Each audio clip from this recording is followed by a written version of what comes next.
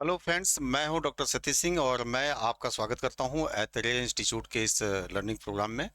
हम अभी आपको इससे पहले एक लेक्चर हमने शेयर किया था और वो हमारा पूरा थीम था कि how to learn geography with concepts, यानी संकल्पना के साथ भूगोल का अध्ययन कैसे करें। और इसी सीरीज में हम आपसे शेयर करने वाले हैं एक दूसरे टॉपिक को। और ये टॉपिक क्या है? जल चक्र, यानी जिसे हम हाइड्रोलॉजिकल साइकिल के रूप में जानते हैं। हमने इससे पहले वाले लेक्चर में आपसे डिस्कस किया था कि किस प्रकार से जो मटेरियल है, यानी पदार्थ है, उस पदार्थ के जो तीनों स्टेट होते हैं जिसको हम लोग सॉलिड, लिक्विड और गैसियस स्टेट के रूप में जानते हैं। सॉलिड, लिक्विड या गैसियस स्टेट के रूप में जानते हैं। और इन स्टेट्स में किस प्रकार से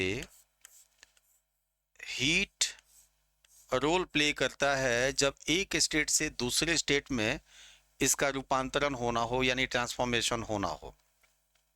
तो यहाँ पर हम हाइड्रोलॉजिकल साइकिल में या हाइड्रोलॉजिकल साइकिल के थ्रू यहाँ पर अपने कॉन्सेप्ट्स को थोड़ा सा ज्योग्राफी के लिए बिल्कुल क्लियर करेंगे। और इसीलिए ज्योग्राफी के लिए हमने ये टॉपिक लिया क्योंकि बहुत बड़ा रोल प्ले करता है ये हाइड्रोलॉजिकल साइकिल। हम ज्योग्राफी के, फिजिकल ज्योग्राफी के किसी भी सेगमेंट्स में हों वहाँ भी, और हाइड्रोस्फीयर हो, एटमॉस्फेयर हो, लिथोस्फीयर हो, क्रायोस्फीयर हो। अब जैसे इधर ये चर्चा में हमेशा आता है, ग्लोबल वार्मिंग आता है, कुछ ऐसे क्लाइमेटिक इवेंट्स आते हैं, फिनोमेना आते हैं जैसे एल नीनो, ला नीना, आप हमेशा पढ़ने को मिलता है। तो इनको कैसे आप बेसिक फॉर्म में समझेंगे, तो उसके लिए ज़रूरी होता है कि उसका जो की कंसेप्ट है, उस की कंसेप्ट आपका बिल्कुल क्लियर है। की कंसेप्ट मीन्स जो हाइड्रोलॉजिकल साइकिल का कंसेप्ट है वो बिल्कुल क्लियर है, तो आप बहुत आसानी से इनको मेमोराइज कर सकते हैं। अब यहाँ पे हाइड्रोलॉजिकल साइकिल में हमारा जो मटेरियल है, हमारा पदार्थ है, ये पदार्थ क्या है? ये पदार्थ है वाटर, यानी जल। ओके, ये जल हमारा पदार्थ हो गया। अब जल पदार्थ हो गया तो हमें यहाँ पर हाइड्रोलॉजिकल साइकिल के थ्रू ये जानना है कि क्या होता है वाटर साइकिल। तो सिंपल समझिए, वाटर साइकिल या हाइड्रोलॉजिकल साइकिल ये दोनों एक ही टर्मिनोलॉजी है। दोनों, कहीं वाटर साइकिल आपको सुनने को मिलेगा, पढ़ने को मिलेगा, और कहीं हाइड्रोलॉजिकल साइकिल मिलेगा। और इसमें सॉलिड से लिक्विड, लिक्विड से गैसियस फॉर्म में जब भी ये फॉर्म चेंज होगा तो जिसके थ्रू होगा वो हीट होगा, यानी उष्मा होगा। सॉलिड से लिक्विड बनने में उष्मा कंज्यूम की जाएगी। लिक्विड से गैसियस फॉर्म में आने में, यानी पानी को वेपर फॉर्म में आने में उष्मा ली जाएगी। और जब उष्मा ली जाएगी तो सॉलिड से लिक्विड, लिक्विड से गैसियस, ये हमेशा क्या हो रहा है? हीट का कंजम्पशन हो रहा है। यहां पर हीट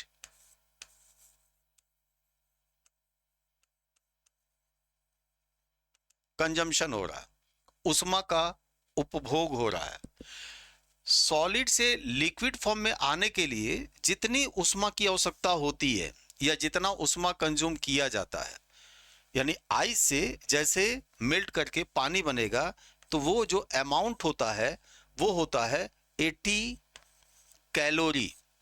80 कैलोरी अमाउंट का कंजम्पशन यहाँ पर होता है।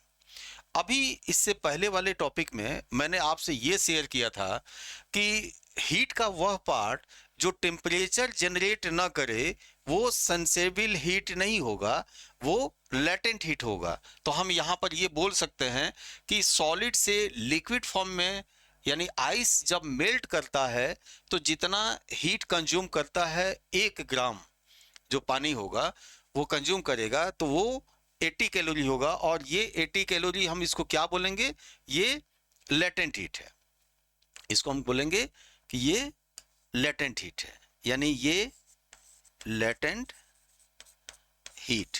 ओके, ये गुप्त ऊष्मा हो गई। अब उसी तरह से हम दूसरे फॉर्म में आते हैं। यहां पर आए दूसरे में, यानी लिक्विड से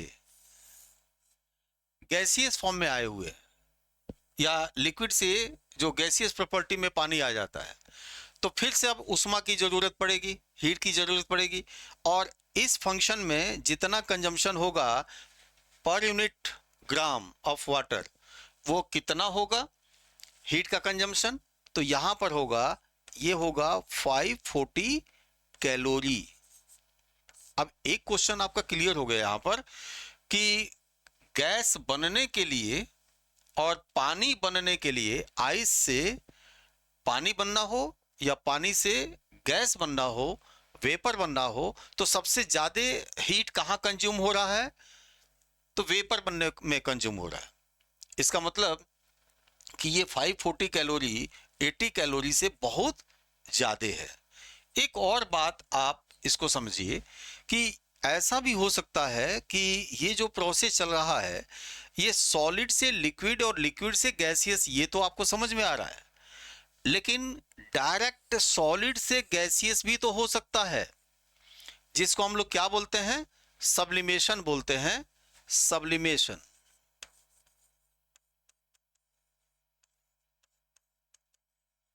इसको हिंदी में क्या बोलते हैं, ऊर्ध्वपातन। यानी सब्लिमेशन में क्या होता है, तो सीधे गैस बन जाएगा, आइस सीधे गैसियस फॉर्म में आ जाएगा। तो अब आप बताइए सब्लिमेशन में कितनी एनर्जी कंज्यूम होगी, 80 कंज्यूम तो होगी ही, प्लस 540 कंज्यूम होगी, मीन्स सब्लिमेशन में 80 प्लस 540, ये दोनों को आप जोड़ देंगे तो ये टोटल कितना हो जाएगा, ये हो जाएगा 620, है ना, 620 कैलोरी एनर्जी यहां कंज्यूम होगी। इसका मतलब कि पानी से वाष्प बनना हो या आइस से वाष्प बनना हो, आइस से वाष्प बनना हो, इन दोनों ही कंडीशन में सबसे ज्यादा हीट कंजम्पशन किस में होगा, तो सबसे ज्यादा हीट कंजम्पशन होगा अगर आइस से वेपर बनना हो, यानी वाष्प बनना हो। अब आपके सामने दो कंडीशन आती है, दो कंडीशन आता है कि गंगा को निकलना है और हिमालय के गंगोत्री वाले ग्लेशियर से गंगा को निकलना है। अब ग्लेशियर को मेल्ट होना है या ग्लेशियर को सब्लिमेट होना है, यानी ग्लेशियर पानी बनेगा या ग्लेशियर वाष्प बनेगा, उसके पास विकल्प कितने हैं, दो विकल्प हैं, दो ऑप्शन है।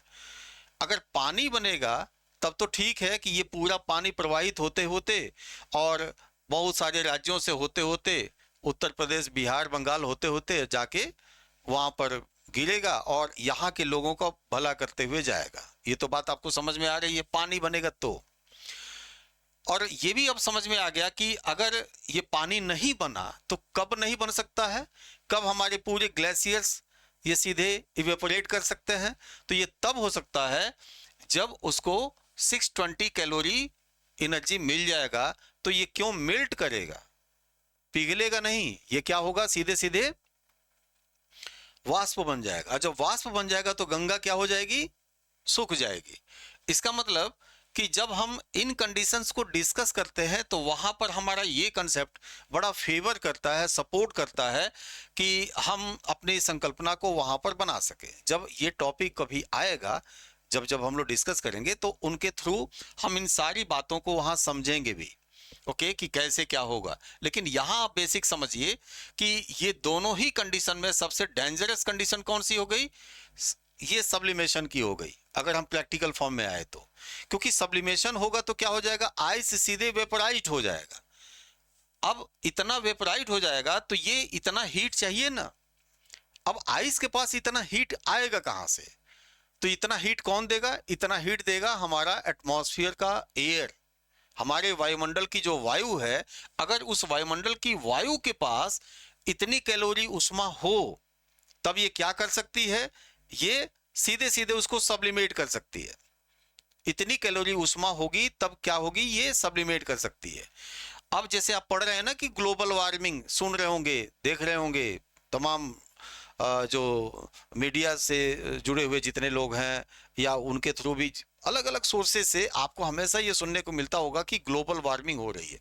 आप प्रिपरेशन कर रहे हैं यूपीएससी का, तो आपको तो ऑब्वियसली ये पूरा संज्ञान होगा कि ग्लोबल वार्मिंग हो रही है। और ग्लोबल वार्मिंग हो रही है तो अब ये चीजें जाके वहां कनेक्ट कर सकते हैं इसके थ्रू कि ग्लोबल वार्मिंग होगा तो अगर टेम्परेचर इतना ज्यादा बढ़े, बहुत ज्यादा टेम्परेचर बढ़े, इतना बढ़े कि एयर के पास 620 कैलोरी एनर्जी उसके पास हो, तो वो क्या कर सकता है, ये सीधे सीधे इसको गैसियस फॉर्म में ला सकता है और गंगोत्री बिल्कुल ड्राई हो सकती है, गंगा बिल्कुल सूख सकती है। लेकिन अगर वायुमंडल के पास इतना या इतनी उष्मा नहीं है तब क्या होगा, दूसरा ऑप्शन होगा। दूसरा ऑप्शन क्या, कि ये सीधे मेल्ट करेगा, है ना, ये सॉलिड से लिक्विड बनेगा, मेल्ट करेगा, यानी आइस से पानी बनेगा, जैसे अभी हो रहा है गंगोत्री से गोमुख के माध्यम से सीधे सीधे आइस मेल्ट करके और पानी बन रहा है और गंगा में ये पूरा प्रवाहित होते हुए ये जा रहा है। अब ये डिपेंड कहाँ करेगा, ये सारे फंक्शंस कहाँ की कंडीशन पर निर्भर करेंगे, तो ये सारे फंक्शंस निर्भर करेंगे जहां पर गोमुख है, जहां पर गंगोत्री है, वहां का इन्वायरमेंटल कंडीशन कैसा है, वहां का वेदर कंडीशन कैसा है, वहां का सीजनल या क्लाइमेटिक कंडीशन कैसा है, उस पर डिपेंड करेगा। तो अब आप समझ गए कि ये इस फॉर्म में ये आ सकता है। ओके, अब हम ये तो जान गए, यही उसको उल्टा कर दें। उल्टा कर दें मीन्स अगर हमने ये जो गैसियस फॉर्म में है, गैसियस फॉर्म से लिक्विड फॉर्म में ले आए, ऐसा कब आता है, जब क्लाउड का फॉर्मेशन होता है, बादल का निर्माण होता है। तो वाष्प से बादल क्या बनते हैं, बादल दो तरह के होते हैं, या तो वाटर के ड्रॉपलेट्स के क्लाउड्स बनते हैं, यानी जल सीकड़ों के समूह होते हैं जिनको हम क्लाउड्स कहते हैं, मेघ कहते हैं, बादल कहते हैं। तो या तो जल के बनते हैं या आइस के बनते हैं, आइस के क्रिस्टल्स के बनते हैं, हिम सीकड़ों से या हिम के जो कण होते हैं उनसे बनते हैं। और अब आप यहां बता सकते हैं कि अगर जल सीकड़ों के समूह से वापस वो बादल बनते हैं, क्लाउड्स का फॉर्मेशन होता है, तो वाटर ड्रॉपलेट से जो क्लाउड्स बनेंगे वो ज्यादा मात्रा में रिलीज करेंगे पर यूनिट ग्राम में लेटेंट हीट। क्योंकि आपने पढ़ा ना कि यहां से जब उल्टी प्रोसेस होगी तो क्या होगा, लेटेंट हीट, ये गुप्त उष्मा है, ये गुप्त उष्मा क्या होगी, मुक्त होगी।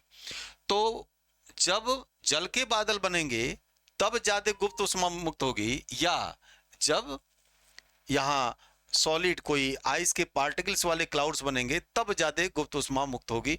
अब आप इस पर सोचिएगा, क्योंकि दोनों बादल होते हैं, तो दोनों में किस में ज्यादा होंगे, आपने सोच लिया होगा। तो निष्कर्ष क्या आएगा कि जब लिक्विड यानी जल सीकड़ों के समूह वाले बादल बनेंगे तो ज्यादा यानी प्रति ग्राम ज्यादा मात्रा में उष्मा मुक्त नहीं होगी। लेकिन जब आइस के क्लाउड्स बनेंगे तो उस समय प्रति ग्राम बहुत ज्यादा मात्रा में उष्मा मुक्त होगी। कितनी उष्मा मुक्त होगी, तो ठीक ये उष्मा यहां पर लेटेंट हीट जो 620 कैलोरी है ये यहां पर रिलीज हो जाएगी। अच्छा, ये सारा जो लेन देन हो रहा है ये लेटेंट हीट फॉर्म में हो रहा है, संवेदी उष्मा के रूप में हमने कोई चर्चा नहीं की। तो मैं समझ रहा हूं कि ये छोटा सा एक बेसिक कंसेप्ट है और इस कंसेप्ट के थ्रू हम ये जान गए कि क्या स्वरूप में परिवर्तन आएगा पदार्थ के, और इसके साथ साथ तापमान का जो परिवर्तन होगा वो तो नहीं होगा, लेकिन हीट का एक्सचेंज होगा इसमें। और हीट का एक्सचेंज किस तरह से होगा और इसके थ्रू जो पूरे पदार्थ में अवस्थागत जो स्थितियों में बदलाव आएगा उसको हम क्या बोलेंगे, तो जल चक्र या हाइड्रोलॉजिकल साइकिल बोलेंगे। ओके, अब इसी क्रम में हम थोड़ी सी चर्चा आपकी आगे की कर लें। मान लीजिए कि ये हमने एक लाइन खींच दिया और इस लाइन से नीचे टेम्परेचर है वो माइनस में है। ओके, और इसके ऊपर ये जो टेम्परेचर है ये प्लस में टेम्परेचर है। दोनों कंडीशन हमने आपके सामने यहाँ पर रख दिया। और हम यहाँ पर अगर टेम्परेचर को इंक्रीज कर रहे हैं या डिक्रीज कर रहे हैं, नीचे ले जा रहे हैं तो डिक्रीज करेंगे और ऊपर ले जा रहे हैं तो इंक्रीज करेंगे। तो अगर हम तापमान को नीचे ले जा रहे हैं और हमारे पास जो पदार्थ है जिसके तापमान को हमें नीचे ले जाना है वो पदार्थ हमारे पास जल है, तो क्या होगा यहाँ पर, नीचे जाएंगे तो ये किस फॉर्म में आ जाएगा, यहाँ पर ये आइस के फॉर्म में आ जाएगा। ओके, ये आइस के फॉर्म में आ गया, हीम के रूप में यहाँ पर हो गया। ओके, अब यहाँ पे आइस से जैसे ये जो लाइन हमने दिया हुआ है जहाँ इसको अब मेल्ट कर जाना है, तो जैसे इस बॉर्डर लाइन को ये क्रॉस करेगा आइस, यानी टेम्परेचर जब ये हीट जब ये गेन करेगा, कंज्यूम करेगा, तो अब यहाँ पर क्या बन जाना है, इसको वाटर बन जाना है। मैंने आपको क्या बताया कि इस जो स्टेट में या इस फंक्शन में जितना हीट कंज्यूम होगा वो कितना होगा, 80 कैलोरी होगा, और इस 80 कैलोरी को हम क्या बोलेंगे, ये हमारा लेटेंट हीट अमाउंट हो गया। ओके, अब ये तो पानी बन गया, अब पानी बन गया तो अब टेम्परेचर क्या हो रहा है, इंक्रीज कर रहा है, यानी ऊपर की तरफ जा रहा है। जो भी आप यूनिट में कुछ भी लिख सकते हैं, 1 2 3 4 10 20 ऐसे बढ़ते जाएगा। तो टेम्परेचर जो बढ़ेगा वो किसका बढ़ेगा, पानी का तापमान बढ़ेगा, और पानी का तापमान बढ़ेगा तो पानी 10 डिग्री पर भी हो सकता है, पानी 20 पर भी हो सकता है, पानी 40 पर भी हो सकता है, 60 पर भी हो सकता है, पानी 100 पर भी हो सकता है, 100 डिग्री सेल्सियस पर भी पानी हो सकता है। और ये जो डिग्री सेल्सियस इंक्रीज कर रहा है, ये क्या है, ये टेम्परेचर इंक्रीज कर रहा है। किसका टेम्परेचर इंक्रीज कर रहा है, पानी का टेम्परेचर इंक्रीज कर रहा है।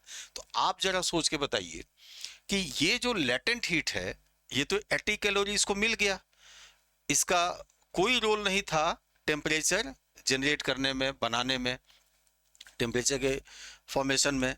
लेकिन यहां आप क्या देख रहे हैं, यहां देख रहे हैं कि पानी का तापमान बढ़ रहा है।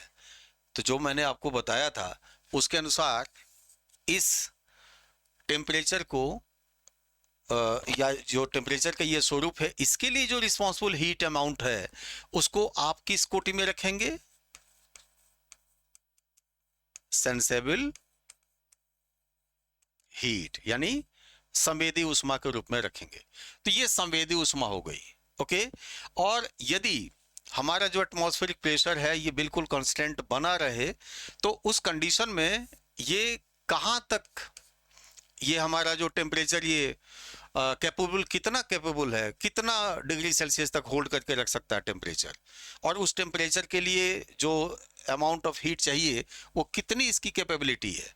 तो अधिक से अधिक ये 100 डिग्री सेल्सियस, क्योंकि आपको पता है, आपने साइंस में ये भी पढ़ा होगा, फिजिक्स में पढ़ा होगा कि ये जो 100 डिग्री सेल्सियस है, इस 100 डिग्री सेल्सियस टेम्परेचर को आप जनरली आप क्या बोल देते हैं कि ये बॉइलिंग पॉइंट है। हालांकि ये डिसाइड किससे होता है, एटमॉस्फेयर के या वायुमंडल के प्रेशर के थ्रू ये डिसाइड करता है। प्रेशर घटेगा, प्रेशर बढ़ेगा तो ये चेंज होगा। जैसे प्रेशर कुकर जिसको बोलते हैं ना, तो ओपन जो कोई भगोना हो जिसमें चाय बनाया जाता है, उसमें जो पानी बॉयल करेगा, कुकर के अंदर ढक्कन के अंदर जो पानी बॉयल करेगा, उन दोनों में अंतर होगा। अंतर ये होगा कि जो ओपन आपका वो चाय वाला जो बर्तन है, तो उसमें एटमॉस्फेरिक प्रेशर का लोड पड़ रहा है, ऊपर से प्रेशर पड़ रहा है।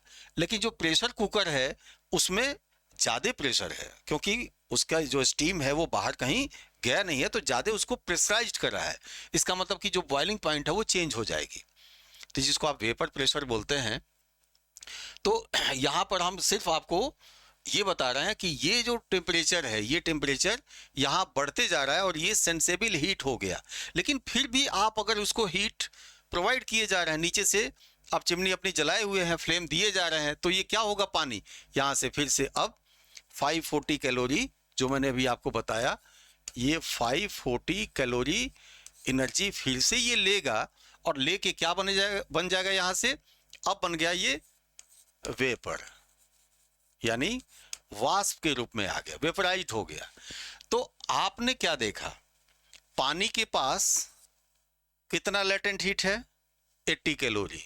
वाष्प के पास कितना लेटेंट हीट है, ये वाला तो है नहीं इसके पास, ये तो पानी से वाष्प बनने के लिए जो लिया।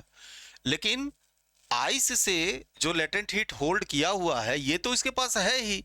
तो वेपर के पास कितना हो गया टोटल, तो 80 प्लस 540, तो कितना हो गया टोटल, 620 कैलोरी इसके पास हो गया। पानी के पास कितना हो गया, वाटर के पास कितना हो गया, 80 कैलोरी हो गया। यानी अब ये जो चाहिए, जब तक इसके पास ये मेंटेन रहेगा, अपने इस अमाउंट को, ये पानी अपने इस अमाउंट को मेंटेन रखेगा, तब तक पानी पानी ही बना रहेगा, आइस आइस ही बना रहेगा, और वेपर वेपर ही बना रहेगा। ओके। लेकिन अगर इसमें कोई छेड़छाड़ हुई, इसमें कोई लेन देन में परिवर्तन हुआ, तो क्या हो जाएगा, ये अपनी अवस्थाओं को बदल देंगे। तो यहाँ पर जो चीज़ें हम यहाँ पर आपके साथ जिस टॉपिक के इस बात को या इस पार्ट को हम आपसे डिस्कस कर रहे थे, वो केवल इसलिए कर रहे थे कि ज्योग्राफी पढ़ने के लिए थोड़ा सा आपको एक अप्रोच अपना साइंटिफिक रखना होगा। और उसका जब हम ज्योग्राफी में, ये ज्योग्राफी कहने का मतलब कि जो मैंने आपको बताया अभी कि एटमॉस्फेयर, हाइड्रोस्फीयर, क्रायोस्फीयर, बायोस्फीयर, ये जितना लिथोस्फीयर, ये जितने हमारे सेगमेंट्स हैं ज्योग्राफी के, फिजिकल ज्योग्राफी के, उस फिजिकल ज्योग्राफी के सेगमेंट्स में सबसे बड़ा रोल प्ले करने वाला एक तो हीट और टेम्परेचर, और दूसरा ये वाटर अमाउंट हो गया। और वाटर की जब बात करते हैं तो वाटर के ये तीनों कैरेक्टर, यानी आइस, वाटर और गैस, इनका बहुत बड़ा रोल होता है। तो इसीलिए इन दोनों को एक साथ अगर हम मिलाकर अपनी समझ बनाएं या इसको लेकर चलें, तो हमारा कंसेप्ट बिल्कुल क्लियर होते चलेगा। तो चलिए हम लोग फिर आगे मिलेंगे, अगले किसी टॉपिक के थ्रू मिलेंगे। और हमारा जो अभी आपको मैंने बताया था how to learn geography with concepts, तो यहाँ पर इस सीरीज में हम कल आपसे एक बड़े, यानी अगले नेक्स्ट टॉपिक में एक बड़े किसी टॉपिक के थ्रू हम थोड़ा सा इसका पूरा फंक्शनल जो कैरेक्टर होता है, जो अभी हमने आपको थोड़ा सा थ्योरेटिकल और कंसेप्चुअल दिया है, बताया, उसको एक फंक्शनल फॉर्म में ज्योग्राफी के किसी टॉपिक के थ्रू हम इसको समझेंगे कि कैसे हमने इसको, इन दोनों को वहाँ पर अप्लाई किया हुआ है। तो ओके, थैंक यू, हम लोग फिर मिलते हैं। Thank you.